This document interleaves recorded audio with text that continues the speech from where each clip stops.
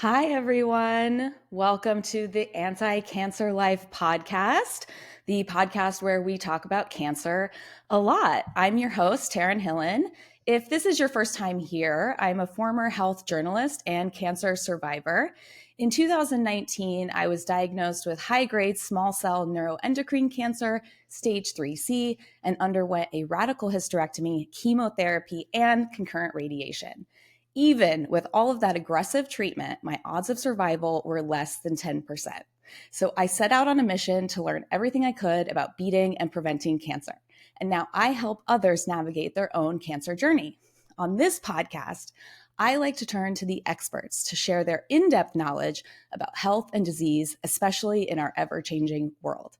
And I am so excited for today's guest. Hi. Dr. Tera Scott is known as the Hormone Guru. She helps people find the cause of their symptoms and get them on the path to optimal health. With over 25 years of experience and 3 board certifications in OBGYN, functional medicine, and integrative medicine, Dr. Scott has helped thousands of patients struggling with hormone issues, including endometriosis, breast cancer, weight gain, and more. Dr. Scott, thank you so much for being here. Yes, thanks for having me. Yes, I know so many of our listeners deal with hormonal issues, myself included, from surgically induced menopause. So I'm just excited to talk to you and get the scoop on all things hormones. So for my first question, I just want to ask you, how did you become the hormone specialist? You were an OBGYN for 20 years. What made you decide to go into hormones and then go into integrative medicine? So I'm a very traditionally trained medical doctor. I did my OBGYN residency, loved it. And then when it came time for me to have a family, I suffered from infertility and was only able to conceive with the magic of fertility medications. And so through that journey, I was diagnosed with endometriosis and Hashimoto's thyroiditis. And so once you conceive, there's really nothing for you after that, right? You're either trying to get pregnant or preventing pregnancy or menopausal. So it was that really gap between, well, I'm done with my family. I still have the same hormone issues I had before I tried to get pregnant, but there's nothing for me. So I just really got interested in, it was right around the time where the big study came out, which I'm sure we'll talk about in 2002, the Women's Health Initiative. Yes. So everybody was crazy going off their hormones and there wasn't a lot of options for people. So a friend invited me to go to a course and then I just started learning and being kind of a biochemistry geek really just made perfect sense to me, like how we were approaching hormones. And just as an aside, as a traditionally trained OBGYN, we get 0 training in menopause. I mean, Wow. I could do an emergency C-section and in a minute cut a baby out, right? In an Yeah. emergency setting. But we get very little office GYN, a little bit of PAPs, that kind of stuff, but nothing, like not even that much hormonal for like the PCOS patient. Wow. It's so that's part of where everyone is coming from. So unless you have a personal reason or a patient or an interest to further your study, even if you're a reproductive gynecologist, your training is mostly infertility training, getting someone pregnant, not really the maintenance of someone not trying to get pregnant. So really just and that was 2000 I went to my first course, I think 2003. So Wow. 20 years ago. And then there's so much more education now. Yeah. And I'm fortunate enough to be one of those people who are involved teaching other doctors. So there's, and with the internet, there's so much more. So I really just kind of fell into the niche. I did it side by side with my OBGYN practice for a while. And then I kind of had a separate day that I would, just do hormone days. And then it just kind of took over my practice because there really wasn't anyone doing what I was doing. And so I opened a separate practice in 2013. And then in 2016, I'm like, I really can't live in both worlds. So I just retired and just focused on this. So now, and it's so great now, menopause is a buzzword and it's really not even menopause that is the biggest issue. It's really even perimenopause. I feel like there's the biggest knowledge deficit. So now I get, people reaching out to me, nurse practitioners, doctors, hey, what should I do? How should I learn? That kind of stuff. And there's so much more available, which is great. Yes. Oh my gosh, you were ahead of the curve because you're right. It is kind of a buzzword now. I feel like we hear it being talked about all the time, but for the longest time, it wasn't. And I even feel like in my own treatment, because I'm surgically induced menopause at 34, and I feel like that was the one thing nobody wanted to talk to me about. It was like, we are so focused on saving your life. Like once I went into menopause, like no one cared. And there's all these comorbidities that come along with early Yes. induced menopause, Yes. and nobody wants to I mean, I don't want to say nobody wants to talk about it. I feel like, doctors like to stay in their lane. So if they're like, and I had no idea that you guys didn't get that kind of Yeah. training on menopause. And like you said, you're a biochem geek, because Yeah. hormones are such a delicate balance. And I think we'll get that, and we'll glean that information from talking to you, because we know that estrogen is protective, but then if you have too much estrogen, that can be a problem as well. And that's got to be such a hard line to toe. Right. So your situation is particularly difficult because there are not a lot of people that have the type of cancer you have. But even if Yeah. any cancer, there's no study that says, okay, these cancer patients, Yeah. can they take hormones or not? Right. Yeah. And so there's a lot of attention at the hormonally sensitive cancer, of which there's really only three that I can think of. I mean, the main ones. That doesn't mean that every cancer is associated with hormones. So, I mean, we do have some more traditional routes of education from the Menopause Society. You can become a certified menopause practitioner, which, there's only, I think, like 1,800 of us that are certified in the Oh, wow. US. Yeah. But that's still a pretty traditional role. Yes, you have more education and information about how to treat menopause, but it's not really an integrative approach. So that kind of came later for me as I was kind of learning more about hormones and just being the type of person that wants to be the best. I mean, a lot of people could deliver a baby. I wasn't the best at it. I was pretty good at it, but I Yeah. wanted to be the best, and nobody was doing this. So I kind of Yeah. fell into that. And now, like I said, there's so many more studies, so much more information. And so I'm really, happy and proud to be able to be one of the faculty where I did my fellowship to be able to kind of pass it on. Well, we thank you for going into this field. I think women everywhere. Let's talk Yeah. about hormone. I would love to talk about hormones and cancer, specifically hormone replacement therapy, and maybe get into that women's health initiative. I think, 20 years ago, or more than 20 years ago now, the rule of thumb was like, if you had breast cancer, you cannot do hormone replacement therapy. And I think there's an entire generation of women who never went on HRT, my mom included, who didn't have breast cancer, but had a Yep. lumpectomy. And it was like, no, we can't even risk it. So can you go over a little bit about like what happened there, and then kind of what the thinking is now? Sure. So that study was published 20 years ago. And keep in mind that the goal of the study was not to see if there was an increased risk of untoward events or even cancer. The reason the whole study was done is to get a fifth indication to even prescribe hormones. So the FDA says that someone can prescribe, the reasons that someone would be able to take hormones would be if you're having hot flashes or night sweats, if you're having what's called genitourinary symptoms of menopause, which is painful urination, painful sex, any vaginal symptoms, prevention of bone loss, which applies to everyone, or premature menopause, which would be your case. Those are the Yeah. 4 indications. So what the makers of what is called Prempro, which is conjugated equine estrogen, a type of estrogen that's collected from pregnant horse urine, and then a synthetic progestin, which is similar to what we see in birth control pills. And I'll back ground and say how that even came to be. But they wanted to get the 5th indication for, can we tell everyone to take this to prevent heart disease? Because the number 1 killer in women is heart disease, number 2, stroke, number 3, lung cancer, number 4, breast cancer. If you add up 2, 3, and 4, you still don't equal the number of deaths from heart disease, right? So they had good intentions, and they saw that when people took the conjugated equine estrogens, or I guess I can say the trade name Premarin and Prempro, they did have an improvement in the heart disease. So they wanted to apply to get that in an indication. In order to get that indication, they had to prove it did what they said it did.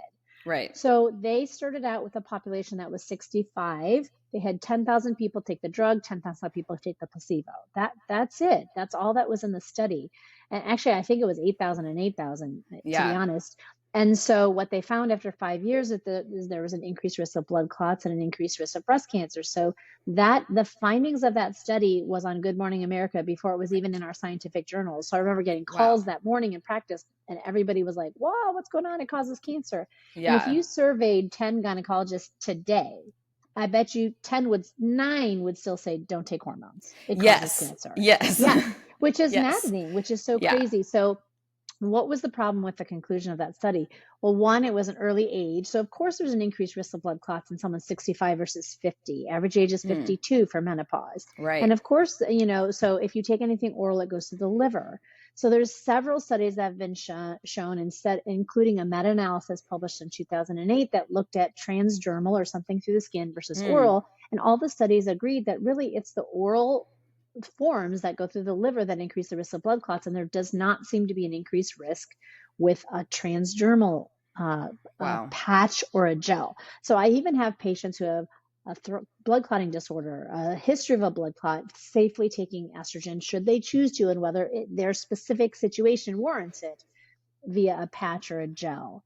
So then the other issue is, what's this issue with breast cancer? Now, keep in mind, this was a synthetic progestin. So I would say like it's the difference between sugar and Splenda. Okay. It's clearly not the same thing. Yeah. So way back in the 1900s, women didn't get hormone therapy. Think about hysterectomy, the root being hysteria. So either they went hysterical during menopause, or because they had their uterus and ovaries removed, they went hysterical. We used to give injections of cow and pig ovary. Wow. Right. And so it took 2,500 pregnant pig ovaries to get 1 milligram of progesterone, and we give 100 daily. So someone figured out that, hey, let's make a different form. And the progestin is similar to birth control. The whole thing about birth control is not to replace something, is to prevent something from happening. Prevent ovulation. It is a synthetic progestin to stop a natural thing in your body. For men's health, we give bioidentical testosterone. Even for transgender therapy, we give bioidentical hormones. But for women, the continuum between contraception and hormone therapy, there's no designation. People think it's the same thing when clearly it's not. It'd be like saying, don't ever drink alcohol, because at my 21st birthday, I had shots of tequila with everyone that came. So now I can't have any alcohol because I got sick on tequila. Right. I mean, tequila versus a wine cooler versus, whatever, a Truly now. There's different alcohol percentages. They're different. The hormones are different. So they don't act the same. And so you still are getting a lot of lumping together. If you look at the most recent hormone position statement in 2022 from the Menopause Society, they do say that hormones are not the same. They're not equal. They quote the breast cancer risk out of 1 out of 1,000 for bioidentical hormone. That means they're chemically, structurally the same as what our bodies make, versus the synthetic version, which would be more similar to a birth control pill. Right. There are forms of hormone replacement that are similar to that. And then they quote 3 out of 1,000 for breast cancer. So it becomes, especially for breast cancer patients, you hit it, you said it yourself. Look at all the mortality of somebody who has their ovaries removed before 45 has a markedly increased risk of heart disease. Yes. Then somebody, and what did we just say about heart disease and hormone therapy? And so I know your case is whatever, it's different and personal, whatever. I'm not going to give you any medical advice, but I would worry about you losing your hormones at 34. I mean, I would really be digging deep into the type of, I know you had a very rare type of cell type, but it's pretty clear as to, there is an estrogen and progesterone receptor in every cell in your body. And so when people get breast cancer, that's the first thing we look at is estrogen and progesterone receptors. Yeah. So there's a lot of, the other recommendations from the Menopause Society is that, for example, if you have BRCA, which is a gene mutation that increases your risk of breast cancer, and you get your ovaries removed before 40, they say you should take hormone therapy. And that's not only if you have a mastectomy, that's like, you should take hormone therapy. Yeah. And that's not well known, I feel. Yes. Yeah. And, because I get on social media, I can't take hormones. There are a few indications where I would not recommend hormone therapy. Yeah. But it's not as many people who say, I had endometriosis, I can't take hormone therapy. I had this, I can't take it. I had this, I can't take it. And I'm not, again, we can't give medical advice over social media, but there's just not enough knowledgeable providers as part of the problem. Yes, you can give the knowledge so that people can push their doctors and ask for these things. Because I know in my case, I've asked many times and they did pathology staining, they tell me my estrogen was patchy, even though it's not a hormone driven cancer. And actually it wasn't until I pushed them and I said, well, how many estrogen receptors were on my cancer cells? Like, give me the number that is there. Cause I want to know how, cause you look at like the amount of estrogen receptors that are on like an ER positive breast cancer, and the number is high compared to like a normal cell.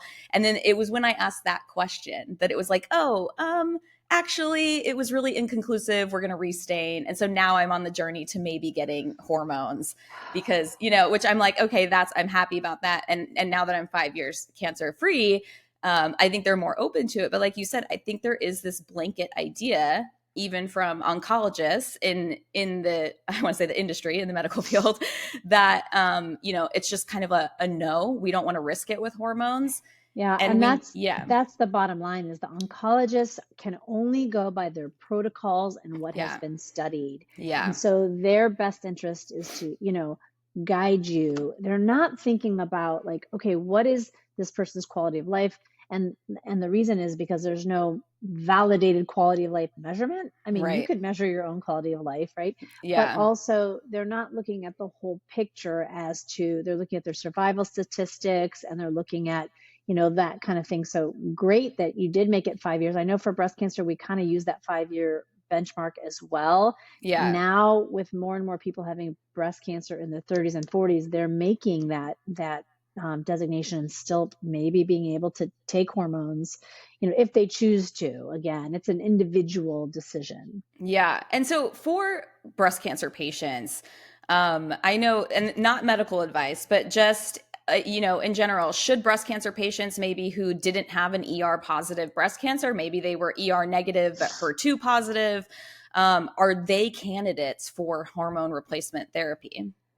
So in integrative medicine, we take everyone individually, right? Okay. Instead of any kind of lumping. And so with a patient that comes in with a diagnosis, I would first want to know, like you said, I want to know their pathology, their stage, their grade, and their receptor status, right? Yeah. And let's just say it's somebody who's 5 years out from their tumor. Obviously, the age of surgical menopause or chemo-induced menopause is important, looking at the risk factors. And so I think we get into this trap at that, what is the difference between giving you a drug and seeing what the drug does to your body versus giving you a replacement? So think about water. If I told everyone to drink 2 liters of water, and no matter what, follow my advice, and then you go and run a marathon in 80-degree weather. Yeah. If you stick to that recommendation of 2 liters of water, you're going to get dehydrated, and that could be very serious. Yeah. Now, if you're also a dialysis patient and you drink 2 liters of water, you could get heart failure, right? Yeah. So do we conclude that water is dangerous and nobody should ever have water?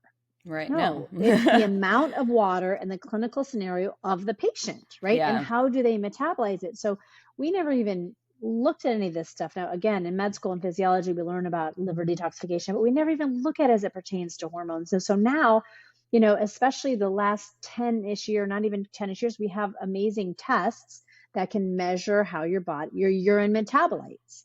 And I find it helpful information. There are published data looking at breast cancer and urinary metabolism. Not a lot of studies, of course, because who's going to fund those studies? Who's interested, unless you're, like I said, a science geek. Yeah. But so what I do with my patients is I look at those. First of all, we look at the genomics of those enzymes involved in detoxification. We can do genomics now and that's new medicine. Yeah. And then we look at their urinary metabolites of breast cancer.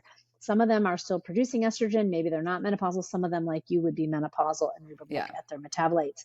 So instead of just saying, hey, I'm going to give you hormones, good luck, have a great life, see you in a year. And then if you're feeling okay, let's renew your prescription. You don't have any bleeding, you didn't get any other kind of cancer.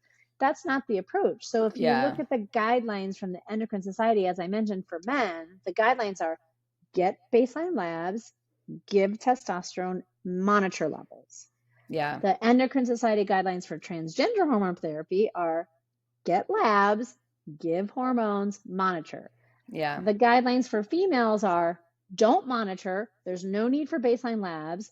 Don't check levels. There's no science behind it. Just give hormones. Yeah. And judge how they feel. So for our patients that have ovaries and don't have a uterus, how do they know if they're having a period or not? How do they know if they're done with their periods, are they menopausal? And so it's really crazy because the symptoms of too little and too much can be similar. So if you just go by symptoms, you might be wrong for a lot of things. And there's quite a bit of data. And so I actually I submitted a paper to the Menopause Society 2 years ago on this exact topic on why are we not checking labs in breast cancer patients. There is this data in there. And I put all the list of here's all the the studies that have looked at hormone levels before breast cancer, hormone levels after cancer, estrogen metabolites in the urine after cancer. And there's some data that the Menopause Society themselves has published saying, like, yeah, estrogen levels can predict osteoporosis. Estrogen levels can predict heart disease, can predict breast cancer risk, can protect response to aromatase inhibitors. So if levels matter in that segue, how can they not matter for just other things? Yeah. It's just such a, I mean, it's such a, Why isn't that standard? Like, why, because we love individual medicine here. And it's like, why aren't we doing that? Because it's so nuanced. Yeah. And again, I'm a doctor, I can make fun of myself, not that I'm making fun of other doctors, but there are some people that look at it and are really genuinely interested in the N of one. And why did you have this from this? And there are some people who, like, this is the protocol. You have this symptom, I rule out this, this, and this. If you don't have this, you get this drug. Yeah. There are just some people that's their practice patterns. Yeah. So if we're going to start throwing in something as individualist, then, if we start checking levels, then we have to say, okay, well, what time of day do we check them? What day do we check them? Right. What time in response to when you've given yourself the medication? Is it a peak level? Is it a trough level? I mean, it's so nuanced. Yeah. And again, I still find it completely rewarding for my patients and helpful over the last 20 years. But the amount of time that I've had to invest to learn this, the trial and error, the education, the science, and then not to mention, I've spent more than my medical school costs to get all these certifications and everything. So you have to have a heart for it. So I don't know why. I mean, it's driven by you guys, the consumers, the public on social media. People are wanting it. And so, I mean, it's made a lot of progress through that with online and social media now. And so you still have the people who are really looking down on those of us that are doing it this way. Yeah. I think this is the future. Hopefully this is the future, because people even have individual responses to menopause. Some people experience very difficult menopausal symptoms and some people don't. But I think what's interesting is, because I know for me, it was very much like, well, we only even want to go down the hormone road if you're just having like such terrible symptoms, if it's interfering with your life so much, like if your night sweats are too uncontrollable, or your hot flashes are too much, or your brain fog. And I was like, well, what about my risk of heart disease? How am I going to explain that as a symptom? How do I justify to you that like a comorbidity like that could be really rough down the road? Well, and after you've had one life-threatening medical condition, I'm sure you, at such a young age, you want to make sure you don't have anything else, especially that's completely preventable. What about osteoporosis? Yeah. And and like, again, it is a buzzword. There's a lot of stuff the Menopause Society just put something out as far as brain fog in midlife. So there's attention saying people could experience brain fog, but then their conclusion is we don't really know the etaology of it. What do you mean you don't need the etiology of it? People have hormones, they don't have brain fog, then they don't have hormones. And then they don't, And then people who give hormones say your brain fog gets better. And so there's so many more. And one of my colleagues, her name is Andrea Donsky. She's a nutritionist, and she's like doing all this research, which is amazing, for symptoms of menopause. So she's identified like 84 symptoms of menopause. And she has a survey. She's trying to get like all these people to fill it out, and so that she can document. So when you go into your doctor with a really weird, like my mouth is burning, and your doctor's like, I don't know, then you can look and say, hey, this is an uncommon symptom of menopause, but it's absolutely due to your menopause. And again, how many times are patients given drugs off label? Like, you're supposed to only use PPI for reflux for 6 weeks, but people are on them forever.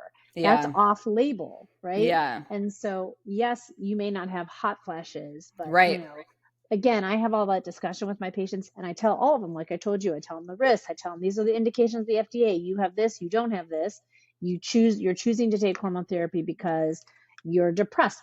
Lots of data on midlife depression, anxiety, panic attack. I've had people coming in with acute onset of panic attacks that is debilitating. Yes. Yeah. And so I don't even know off the top of my head the statistic of what percentage of women have thought about quitting their job, and how corporate America is 52% now of women going through midlife changes, and how it's affecting their work performance and their productivity. And it's like, maybe people are starting to listen now because of the other things. It's not just hot flashes. Yeah, it's not just hot flashes. And I think women think that their options are so limited, because sometimes they go into their doctor and it's like a non-starter. It's like, oh, I just don't want to, let's not do HRT. You're your mom had breast cancer, let's not do it. And it's just a blanket no.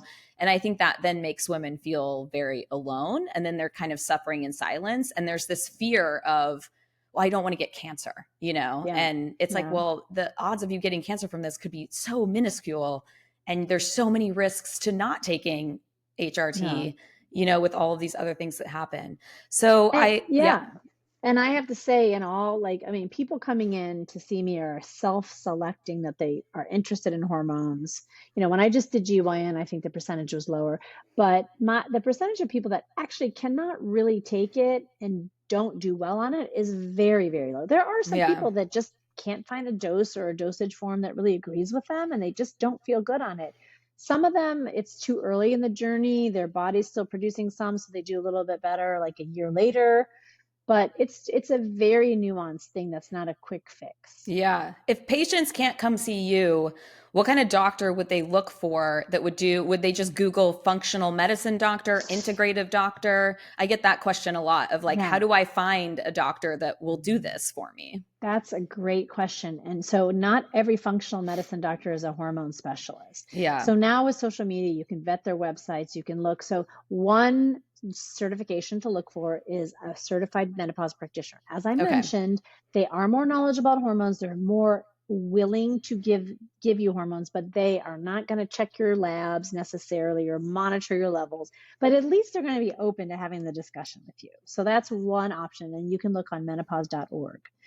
The other place you can look is the letter A, the number 4m.com. There's a directory there, a provider directory. Okay. And that's the fellowship that I did and where I teach for. You can put in hormone therapy. You definitely, I think, want someone who did the whole fellowship and got the board certification, because you can also just attend, maybe a weekend course and not do the whole training and get a little bit of knowledge. So especially if you just need someone with a little bit of knowledge, but if someone's specific like you that needs a Right. specialist, Yeah. you'd want someone, and they have little icons on the directory on this person actually did the fellowship and this person took the boards and is board certified, Oh, versus that's this great. person is just a member Right. and has attended some of our events. So that's the other place. They have a provider directory. And then you could go to some of the test kits like DutchTest.com. That's the urinary metabolite. They have a provider directory of people that use their test, and also salivatest.com or ZRT.com. They have a provider directory that uses their test.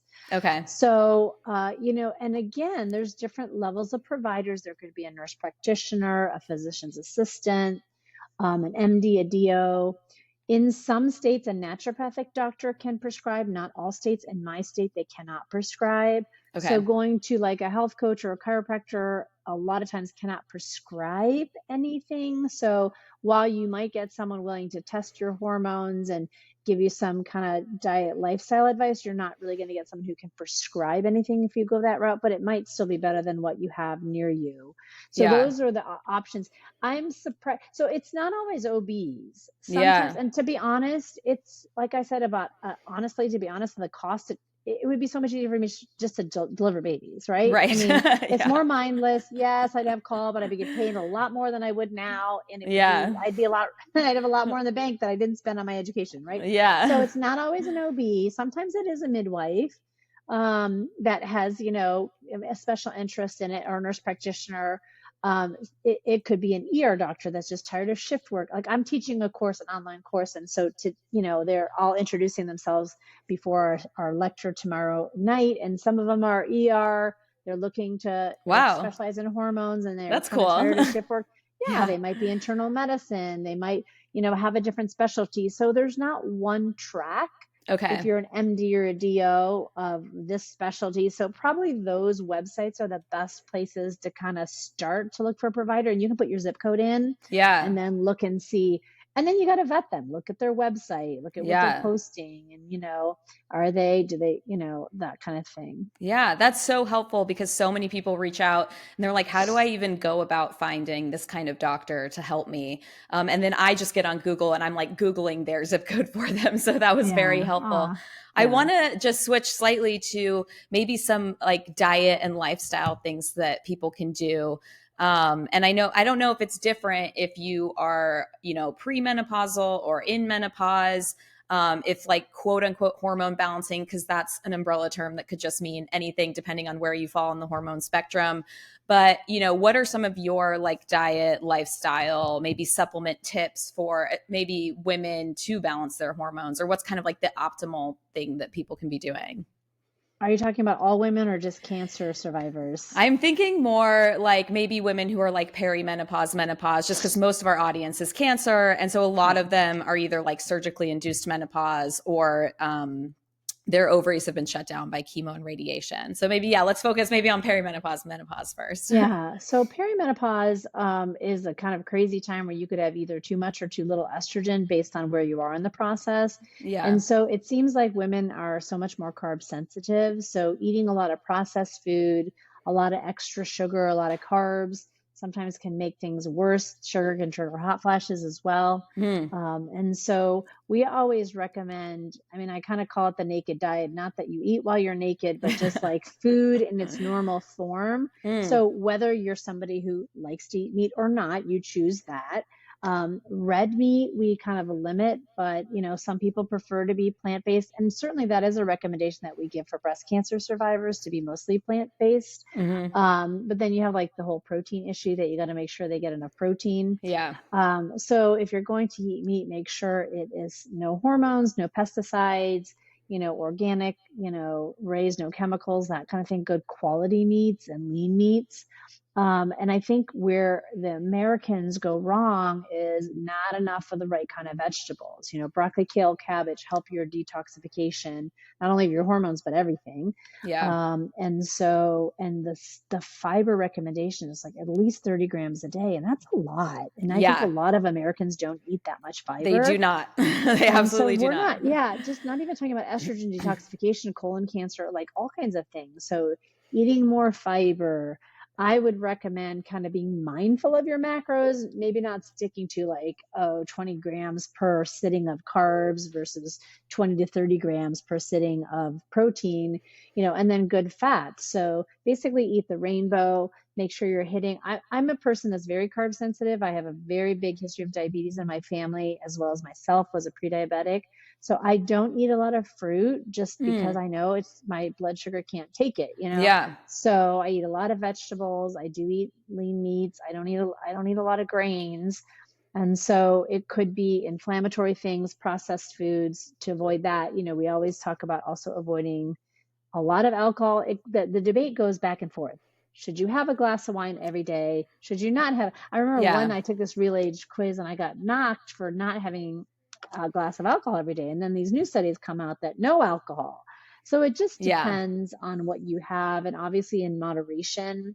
I think a lot of women are self-medicating their symptoms of poor sleep or anxiety or whatever with that wine while they're with dinner. Yeah. Red wine can be, resveratrol can be, can be good for hormone balance. So basically, I would just say you're making most of your food, not a lot of barcodes, and you're eating good quality foods. Yeah. Can I ask you about resveratrol? Because I know it has, I know in the anti-aging world, it's huge. Like Dr. David Sinclair, I think is like huge on resveratrol. And it does have, maybe some of these protective effects. I've also read things that resveratrol at like very high doses can increase estrogen or can act as a phytoestrogen. But I haven't been able to get a clear answer on it. Is resveratrol something, is that a supplement you would put people who are in menopause on? Is that an okay, and not medical advice, I know it's all Right. individual, but I just, that So disclaimer, but I take resveratrol and okay. I recommend it. I recommend it to patients because it can promote a healthier balance of estrogen metabolites. So there's a certain estrogen metabolite that is more apt to stimulate growth of the uterus or breast as far as cancerous growth. So Yeah. this resveratrol will decrease that amount in that percentage. Oh, And there's okay. also studies that resveratrol, like IV resveratrol, has been helpful for endometriosis. So we know it does have some Wow. antioxidant, anti-cancer, or not, sorry, not cancer, anti-estrogen properties. I Yeah. have not read or seen that it promotes estrogen Okay. like activity. However, if you're saying it's dose related, that could be true as well. It could be like the higher doses of it. So it's not something that I shy away from Okay. or have some concerns about, but like anything, it's like the Americans are like, oh, this probiotic must be better. Let me take 100,000 colony forming units Yes. of this instead of like 20, like more is better. Yeah, I know. Yes. So it could be that. Maybe it was something that there was a study that Yeah. looked at high dose or something. Yes, I try to remind people that, dosing is important. And that's why even with like supplements, you need to work with your doctor because, like more isn't always better. The dose makes the poison. So everyone always has to be careful about that. Can I ask you about, on like a similar subject, can I ask you about soy? Because so many, I eat a lot of soy, and I'm a fan of edamame. I've read a lot of studies that soy has protective effects against cancer, but I know there is this concern still. People are looking at older studies about soy and estrogen. What is your take on soy? I mean, I think the latest studies are showing that it is not harmful for it's thyroid. It's always thyroid, number one, and estrogen too, right? Look at the Yeah. populations of Japanese. They eat, and I cannot remember I got this ready for a lecture. I can't remember, like it was like Americans eat 2 grams of soy a week where they have 30, and I'm making Yeah. up those numbers, but it was Right. something like that proportion, right? Yeah. And their incidence of breast cancer is much lower, and they have Yeah. earlier menopause, and they have less hot flashes. And so there all those populations that have this soy-based diet. So the problem is the soy that we have, sometimes it's soy protein isolate or it's modified soy. So if you're using good quality, and I wouldn't recommend drink soy milk every day. I Right. do eat tofu because, like I said, I try to rotate and not eat meat all the time. I like tofu. I like tempeh. So I'm getting organic, good quality. Fermented is going to be better. Yeah. I have Hashimoto's thyroiditis. I'm not concerned about consuming soy. And if you're looking at what is the more harmful thing then for a cancer patient, no, you're not asking of cancer, but like red meat versus soy, Yeah. tofu, right? Yeah. And so it's again, anything in moderation. I did have a patient that was drinking soy milk every single day. And then I don't know if she was also eating tofu, and her estrogen levels did come down once she cut that out. But then that Mm. was like processed soy milk, you Yeah. know? So, Yeah. and And it just again, depends on the yeah. patient's metabolism, Yeah, I was literally just going to say again that could be like an individual response to that particular patient, which is why it's so helpful to have a doctor who's getting labs and all of that stuff. For Right. women who can't do HRT, or maybe who choose not to, are there, we see over the counter supplements. I think like black cohosh maybe is one of them. And I don't know if I'm pronouncing that correctly, but are there supplements that you recommend to women who are going through menopause? And do you see that they're beneficial, or do you recommend them with HRT or like in place of HRT? Or is that just, nothing is going to come close to hormone replacement? So I know you're not asking me this question, but the only people that I feel that should not take HRT, Yeah. obviously, are active breast cancer treatment, Yeah. right? So uterine cancer, advanced stage uterine cancer, we need to be careful. That's not remote, right? Yeah. Usually it doesn't present that. Melanoma can be sensitive to Oh, interesting. estrogen. I did not know that. Yeah, I mean it's a rarer one, be more again Yeah. recurrent stage 4. But, and then active breast cancer therapy. So people who have young breast cancer, I had a patient who was in her early 30s and then had breast cancer, and then she had an osteoporosis related fracture because she was in chemo-induced menopause. Yeah. And then she came to me, she was 10 years out with osteoporosis Mm. and miserable, and we Yeah. gave her estrogen, and she's like game changer. So Yeah. back to your original question as to what supplement. So think about what a supplement is doing. You're really just treating a symptom. Yeah. So if you're saying you have hot flashes, what's good for that? Can black cohosh help? It could help. There's a fair amount of data. Make sure all your supplements are good quality, third-party testing. There's a supplement that we like that has rhubarb in it. So the brand we use is Estrovera Metagenics, but I know there's a couple other different brands that are also good for that. So that's the one symptom. So then there's what about anxiety? What about insomnia? What about all these other things? So a supplement is only going to help a symptom. Yeah. It's not going to prevent bone loss. It's not going to prevent mood changes. So you could maybe use some other things for some of those other things. But again, It's not going to prevent bone loss. It's not going to help your heart. So when I break down, here is what estrogen does. Here are what the risks and benefits are. Here are what the studies show. Here are what your levels are. Here is what I would recommend. And again, also remember, HRT is a broad category. You've got estrogen, you've got progesterone, you've got DHEA, you've got testosterone. They're all different. As far as even with breast cancer, supposedly testosterone, according to the global consensus on testosterone, does not increase the risk of breast cancer. So you've got that. Progesterone, many studies that show micronized progesterone does not increase the risk of breast cancer. DHEA, not FDA approved or commercially available, but you can get it over the counter as a dietary supplement. Lots of studies showing no increased risk of breast cancer. It's just that estrogen. So that's only one of those hormones. So sometimes when we're working with patients, I might say, well, I don't know about estrogen right now. Let's try to get you a couple more years post your cancer treatment and then get you some relief. Progesterone could be a great relief. So, and then, okay, maybe you need this 5-HTP for your mood, or maybe you need some GABA or chamomile, or maybe you need some melatonin for your sleep, or some other supplement for a specific symptom. But there is no interchangeable, if you don't want HRT, take this instead, in my mind. That's so interesting that you said that, because like that is actually what my own integrative doctor, he was like, because he was the one that took, me being in menopause like so seriously. Every time he saw me, he's like, I'm so sorry, and we ended up doing low dose testosterone just to get me something while I'm not on any kind of estrogen or progesterone.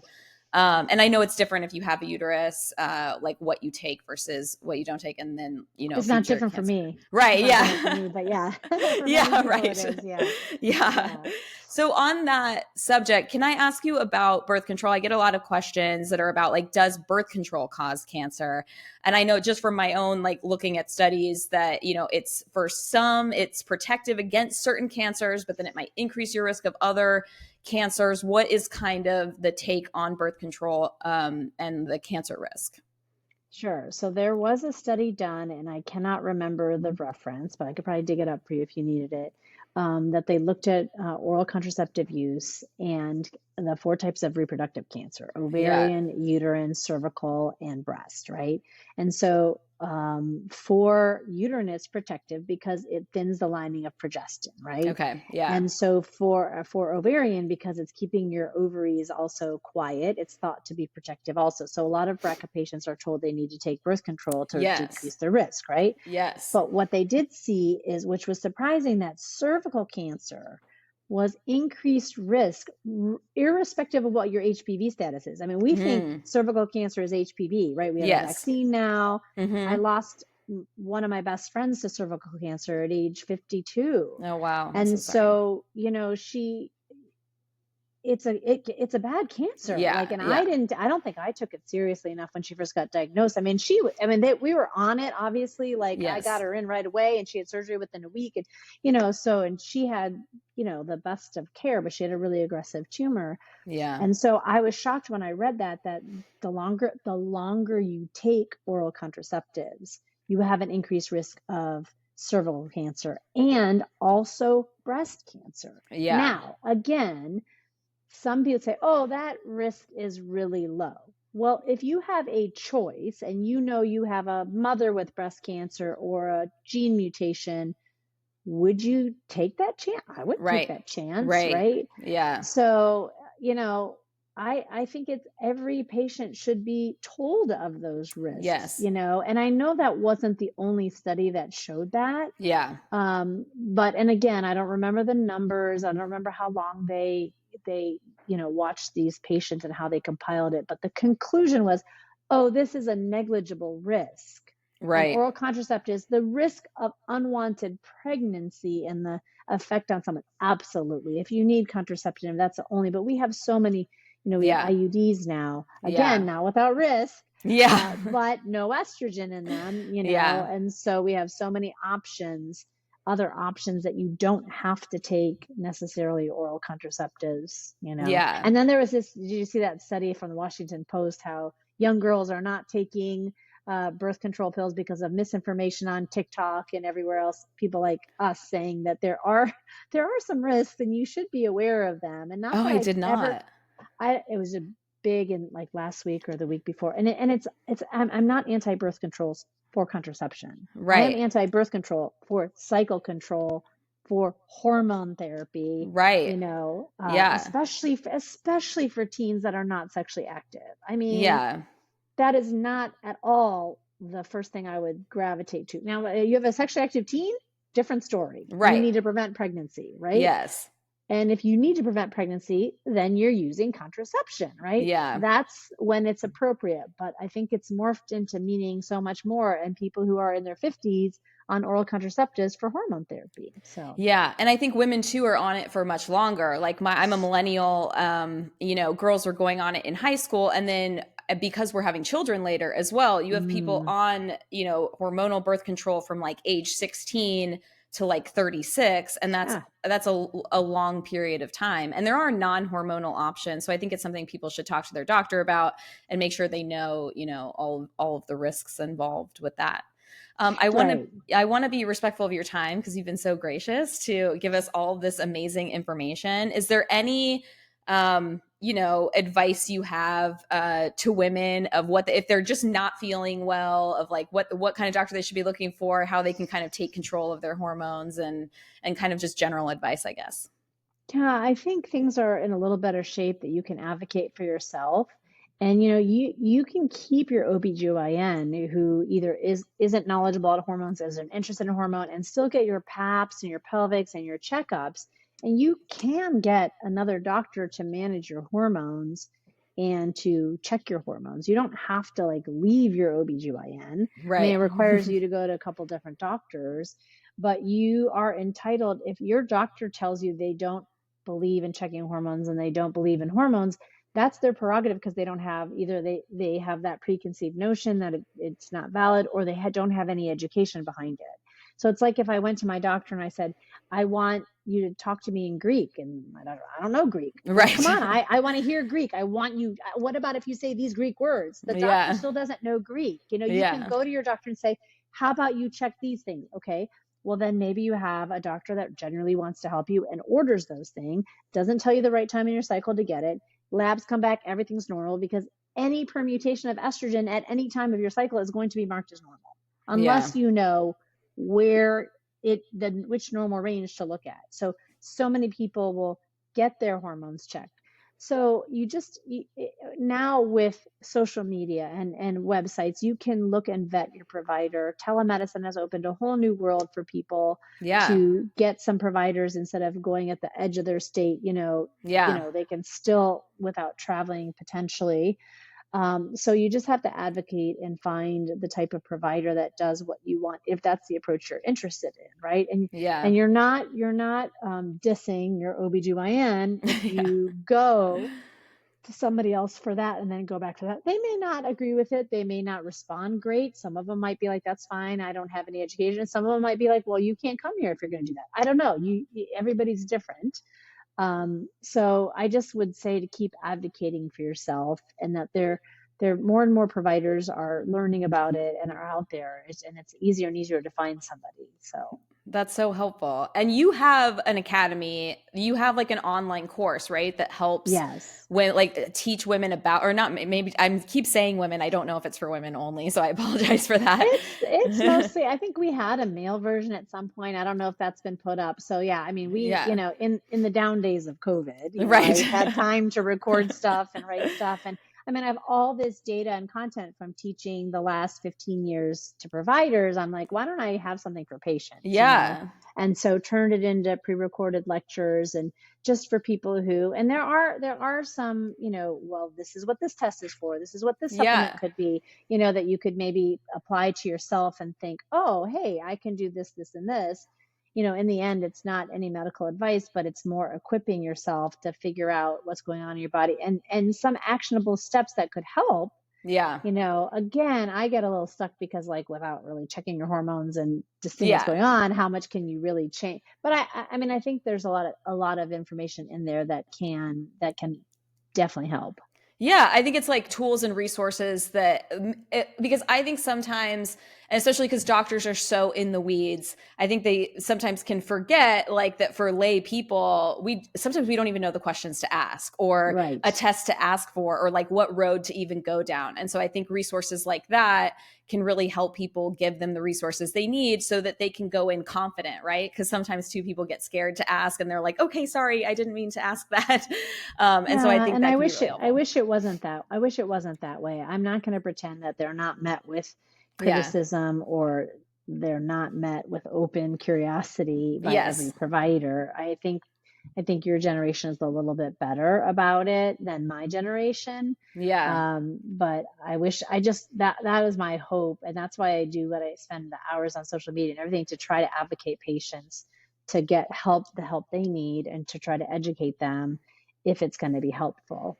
Yes, and we'll link all of your social medias on like TikTok and Instagram so that people can find you. And we'll link it's called the Hormone Hormone Academy, right? Guru Oh, Academy, Hormone yes, Guru yeah, Academy. yeah, Okay, perfect. Well, yeah. thank you so much for all of your time and information. This has just been fantastic. Well, thank you. I know it takes a lot of time and effort to do this, so your heart to help people who've gone through your struggle too. It's a lot of time, so thank you for all what you do. Oh, thank you. Yeah. Yeah, I mean it's kind of a pleasure for me though. I love talking science and I love talking to doctors and researchers, and especially cancer researchers and anyone who's trying to help women, lead lives that can be improved, and especially when they haven't had help in the past. So, thank you. Yeah, you're welcome. All right.